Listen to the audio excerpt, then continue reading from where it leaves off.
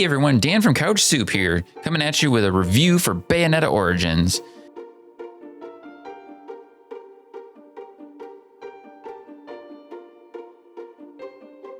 I wasn't sure what to make of this Bayonetta spin-off to begin with, but it immediately struck a chord with me with its whimsical tones and stunning visual presentation in the style of a watercolored storybook.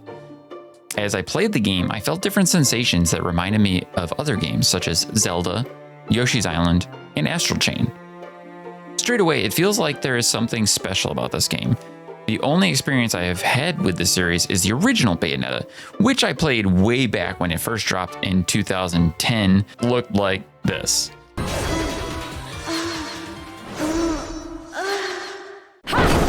So when they announced this odd-looking alternate take on the series, I didn't think I would ever play it. But let me tell you, I am glad I did. Bayonetta is a series known for gratuitous action, brutal violence, and just a smidge of over-the-top sexuality. So when a new game comes out looking like it took a spin through the Wind Waker machine, it might make you cock your head in confusion. The look is entirely different from the main series. It features a more of a painted style. The characters are very cute and have over-embellished anime eyes. The gameplay is more akin to an action RPG or old-school Zelda instead of the ridiculous action that we've come to expect from the Bayonetta games. Very quickly, however, you start to feel the charm of the presentation. You warm to the whimsical music that whisks you to this magical land, and you realize this is different. This is something unique. It captures your heart like a demon trapped in a stuffed cat. This is the origin story about the girl that would become a powerful witch. The story of Cereza, baby Bayonetta before she becomes a badass, sultry slayer of angels. Starts with the tale of a forbidden love between her parents, a witch and wizard on opposite sides of two magical clans. After having a child, the father is cast out and the mother imprisoned, leaving the child in the care of the umbral witches of her mother's clan. Cereza wants to free her mother from imprisonment and hopes to become a powerful witch to do so. Unfortunately, she's just not. Alongside her stuffed cat Cheshire, and against all warnings, she travels into a forbidden wood called Avalon Forest, in search of a power she was told to find by a mysterious boy in her dreams. Soon after, she is attacked by fairies, and not the nice fairies that give you magic butt dust. Just a little bit of pixie dust. And desperately attempts to summon a demon to protect her, but the demon ends up embodying Cheshire instead. This all works to great comedic effect as the demon hates being a stuffed animal and only wants to return to Inferno. He also immediately tries to kill Cereza, but can't due to their magical bond.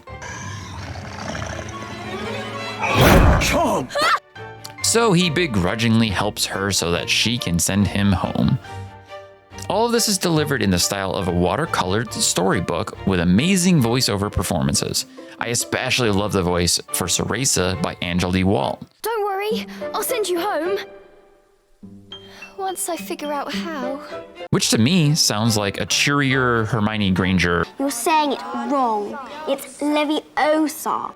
I found myself falling in love with these characters and the game incredibly quickly.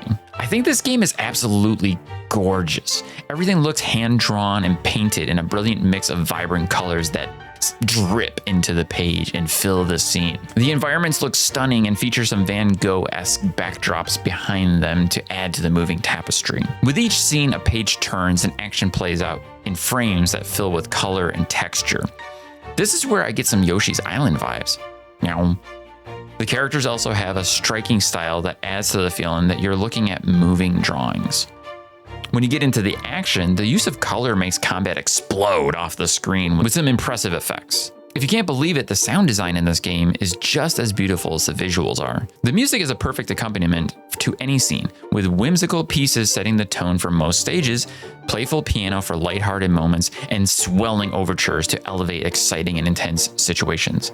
Like Cereza's little red bow on top, the voice acting is incredible. Cereza, again voiced by Angela Wall, is fantastic.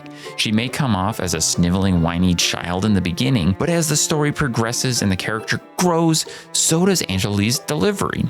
Near the final act, Cereza starts to become the witch we all know her to be, and there are some extremely powerful and heartfelt moments that are just nailed home like an angel punished in a torture device. The narrator, voiced by Jenny Lee, tells the story through cutscenes and gameplay. There's power here.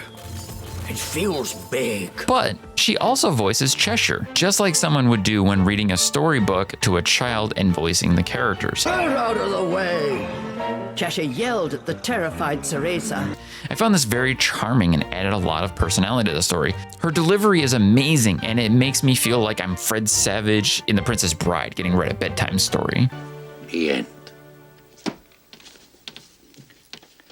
The sound of collecting items is ever satisfying. As you explore and gather resources and upgrade materials, there is a pleasing ting that goes with it.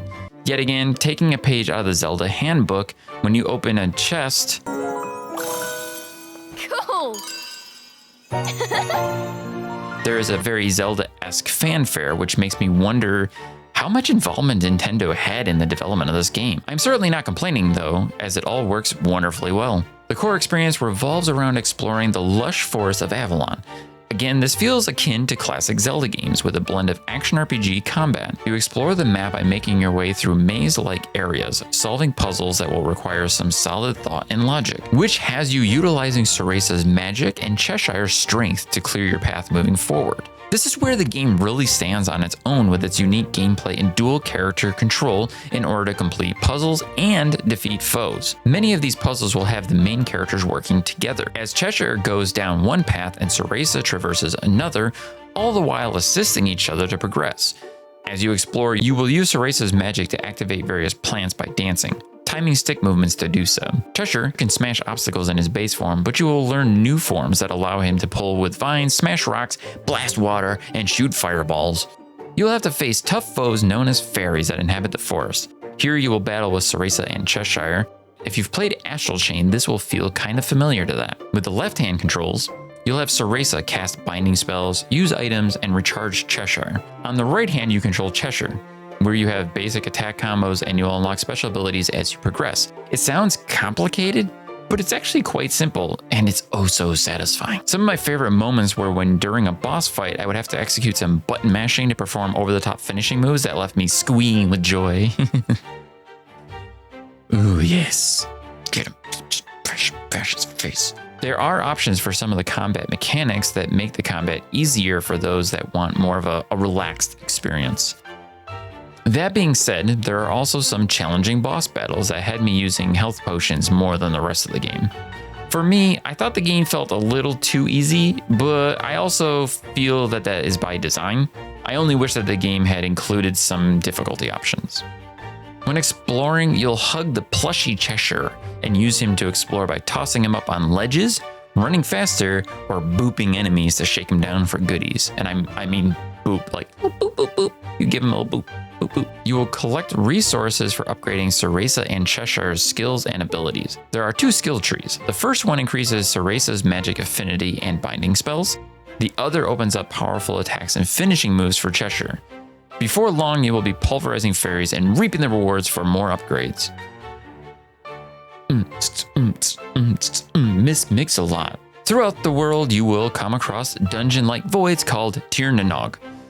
These are fairy illusions that the dynamic duo must traverse while completing puzzles and defeating foes. They're very similar to the shrines in Zelda Breath of the Wild. You even get a piece of a heart, vitality petal, when you clear it. When you collect 5 of these, your overall vitality will increase. I'm really sensing a pattern here. As you explore, you will collect various ingredients that can be used to mix up different types of potions. You need to concoct these potions at rest locations, but they'll find their use in battle. There's one for healing, one for boosting magic, one for boosting damage, and one that creates a large shockwave. I rarely found myself really needing these until late in the game, but they can make some fights a little more manageable. It took me a little over 14 hours to complete this story, and I still went back to find all the collectibles. There is a massive amount of lore and journals to collect, with some interesting backstory and world building to be found here. When you complete the game, it unlocks an additional mode that tells a story about Cereza's friend, John. Bayonetta Origins is an incredibly charming and heartfelt action-adventure that was an absolute joy to play. I loved the beautiful watercolor visuals and cute characters, the easy but super satisfying combat and clever puzzles, and one hell of a story that kept me guessing and even caused me to shed a few tears. Cereza, my time is up. I really wanted to give it a 10, but due to the lack of difficulty options, a confusing map, and some repetitive gameplay, I give Bayonetta Origins Cereza and the Lost Demon a whopping 9 out of 10. I'm so glad I played it. I enjoyed it so much I am not only going to replay the original Bayonetta, but also 2 and 3. Are you a fan of Bayonetta? Were you going to play this spin-off from the sexy mainline series? Let us know in the comments.